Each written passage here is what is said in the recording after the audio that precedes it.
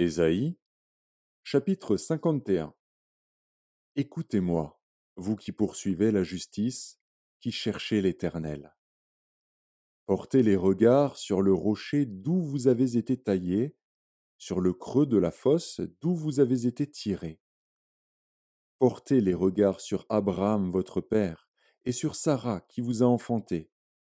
Car lui seul je l'ai appelé, je l'ai béni et multiplié.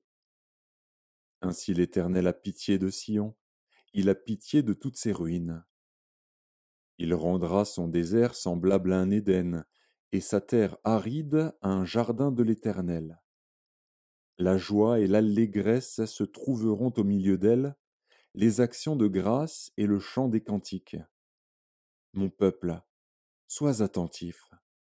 Ma nation, prête-moi l'oreille, car la loi sortira de moi, et j'établirai ma loi pour être la lumière des peuples.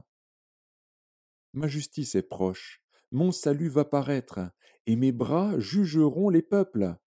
Les îles espéreront en moi, elles se confieront en mon bras. Levez les yeux vers le ciel, et regardez en bas sur la terre. Car les cieux s'évanouiront comme une fumée, la terre tombera en lambeaux comme un vêtement, et ses habitants périront comme des mouches.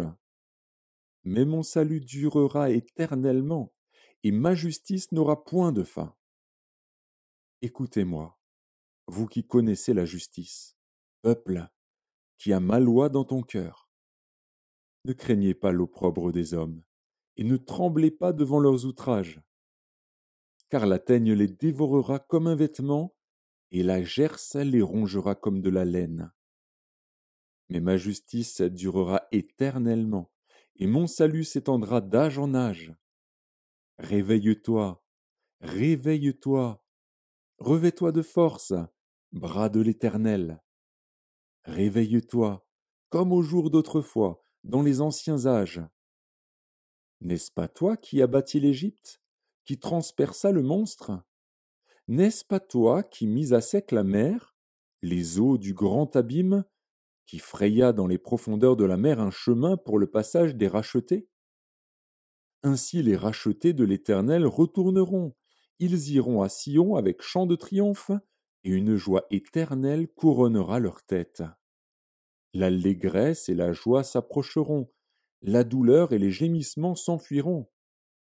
C'est moi qui vous console.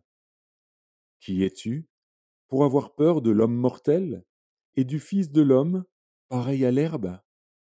Et tu oublierais l'Éternel, qui t'a fait, qui a étendu les cieux et fondé la terre, et tu tremblerais incessamment tout le jour devant la colère de l'oppresseur, parce qu'il cherche à détruire? Où donc est la colère de l'oppresseur? Bientôt celui qui est courbé sous les fers sera délivré. Il ne mourra pas dans la fosse, et son pain ne lui manquera pas. Je suis l'Éternel, ton Dieu, qui soulève la mer et fait mugir ses flots. L'Éternel des armées est son nom. Je mets mes paroles dans ta bouche, et je te couvre de l'ombre de ma main, pour étendre de nouveaux cieux et fonder une nouvelle terre, et pour dire à Sion, tu es mon peuple. Réveille-toi, réveille-toi, lève-toi, Jérusalem, qui a bu de la main de l'Éternel la coupe de sa colère, qui a bu, sucé jusqu'à la lie la coupe d'étourdissement.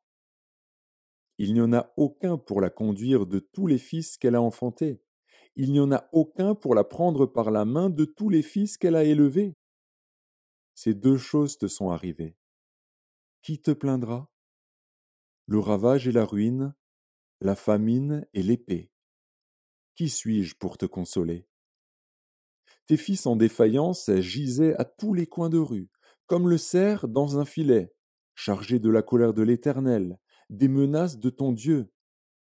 C'est pourquoi, écoute ceci, malheureuse, ivre, mais non de vin.